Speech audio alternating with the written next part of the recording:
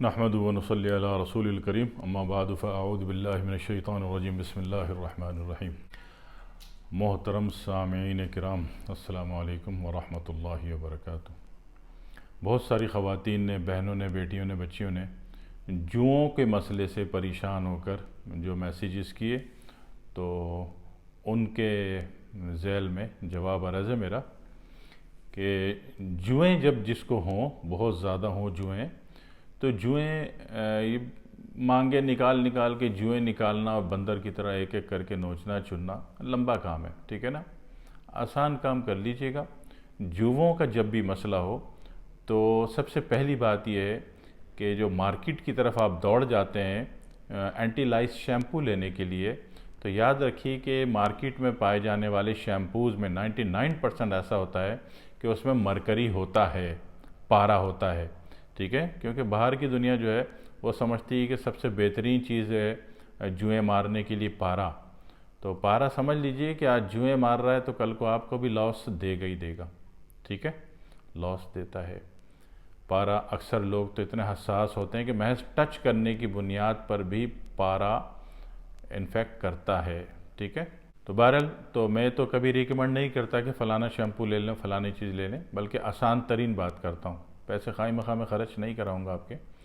اس میں سب سے پہلی بات یہ ہے کہ ایسی صورت میں جب جوئیں بہت زیادہ ہو جائیں تو سب سے پہلے کوشش کیجئے کہ نیم کے 2 مٹھی پتے، ٹھیک ہے، 1.5 لیٹر پانی میں اچھی طرح کھولا لیجئے، اور کھولانے کے بعد جب وہ قابل برداشت گرم رہ جائے تو اس سے سر دھو لیجئے، اچھی طرح کر لیجئے۔ اس کا رزلٹ واقعتاً بہت اچھا ہے، اچھا ترین ہے، ٹھیک ہے؟ اور جن افراد کو، جن علاقوں میں نیم کے پتے دستیاب نہ ہوں، جس طرح ہمارا پاکستان میں KPK کا علاقہ ہے تو وہاں پہ نیم نہیں ہوتا، اکثر و بیشتر نہیں ہوتا، تو ایسے لوگ جہاں نیم دستیاب نہ ہو تو وہ حضرات جو ہے ایپل سائڈر جو ہے، سیب کا سرکہ، جو ہر بڑے اسٹور سے اور ہر بڑے جنرل اسٹور سے اور ہر پنساری سے مل جاتا ہے، ٹھیک ہے؟ ویسے تو میری ایک ویڈیو گئی بھی ہے، آپ نے دیکھی ہوگی، اس میں نے تمام سرکے خود بنانے پر زور بھی دیا ہے اور اس کا پورا طریقہ بھی بتایا ہے، دیکھنا ہو تو نیچے دیکھ لیجئے گا، ٹھیک ہے جی؟ تو دوسرا آپشن یہ تھا کہ ایپل سائڈر جو ہے اس کو آگے اسپرے گن لگا لیجئے اس میں، اس کی بوتل میں، اور وہ سر میں اسپرے کر لیجئے، آنکھیں نیچے بچا کے، ٹھیک ہے؟ سر نیچے جھکا کے کوئی دوسرا اسپرے کر دے آپ کے سر پہ اچھی طریقے سے، مین سینٹر میں بھی کر دے تو باقی طرف میں خود ہی اس کے اثرات آ جاتے ہیں۔ تو یہ کر کے 30 منٹ بعد نہا لیجئے، باتھ لے لیجئے، ٹھیک ہے؟ تو بھی آپ کا ایک اچھا ترین کام ہو جاتا ہے، ٹھیک ہے؟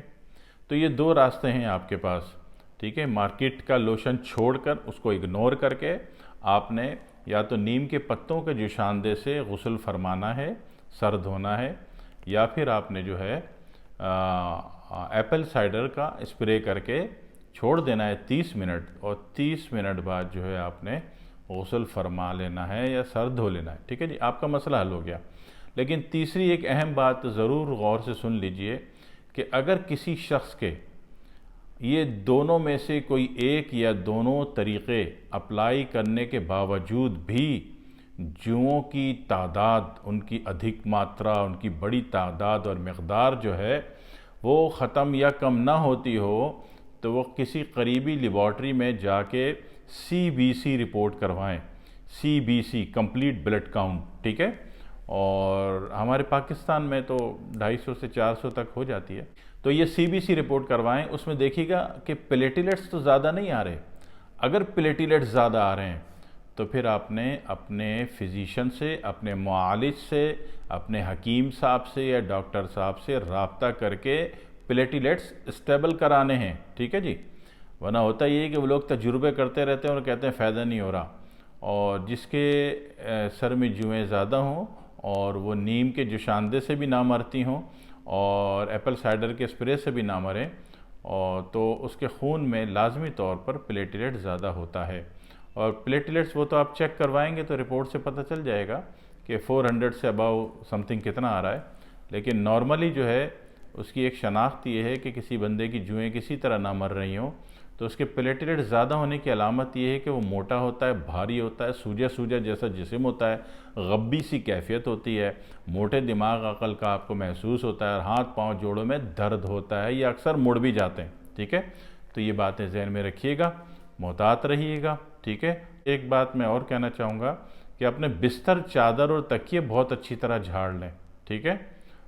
صحیح ہے؟ یہ ضرور جھاڑنے ہیں، کیونکہ ایسا نہ ہو کہ آپ اچھی طرح سر دھو کے آئے اور پھر وہ چیزیں دوبارہ آپ کو چمٹ گئیں۔